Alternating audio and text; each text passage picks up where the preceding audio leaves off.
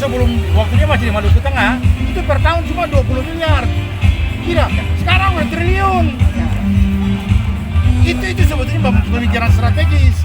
Kalau memang nggak ngerti, jangan komentar-komentar. Ngerti nggak? Ini visi besar ke depan. Kenapa sampai harus pemekaran itu? Supaya alokasi anggaran itu diturun ke situ lagi. Dan sangat potensial kan itu daerah itu. Masalahnya di situ. Bukan soal dia bergabung. Kalau dia bergabung dengan kota ditambah berapa?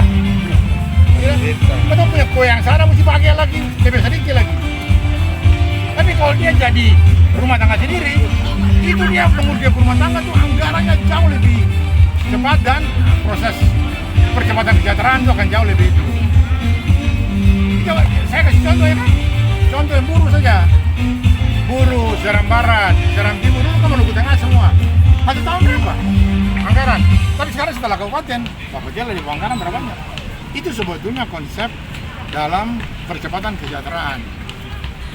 Kalau uang itu akan di provinsi, ya itu lain soal. Ini uang ada di pusat. Itu dia. Dia kita harus cerdas tarik itu uang masuk ke daerah. Antara lain dengan pemekaran tuh.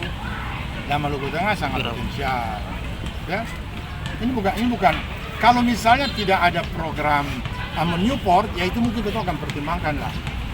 Tapi ini dengan proyek Ambon Newport ini, itu otomatis kan, otomatis. Dia punya lahan yang dibahas kan 200 hektar. Nah 200 hektar itu sudah 60% wilayah Kota Ambon.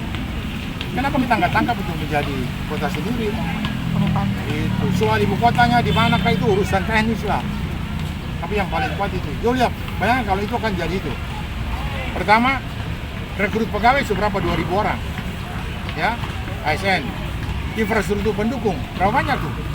Yang di situ. Kemudian DPR baru kembali berapa banyak? DPR.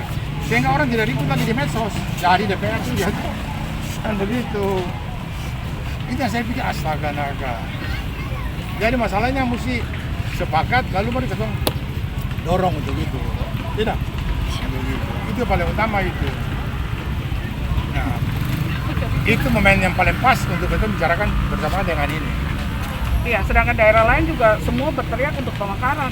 Pemekaran itu kan juga kadang-kadang memang cuma karena semangat saja. So, nah, dari segi pendekatan pelayanan publik lebih efektif kalau wilayah otonom itu lebih kecil, tapi potensial. Terima kasih sudah nonton. Jangan lupa like, subscribe, dan share ya.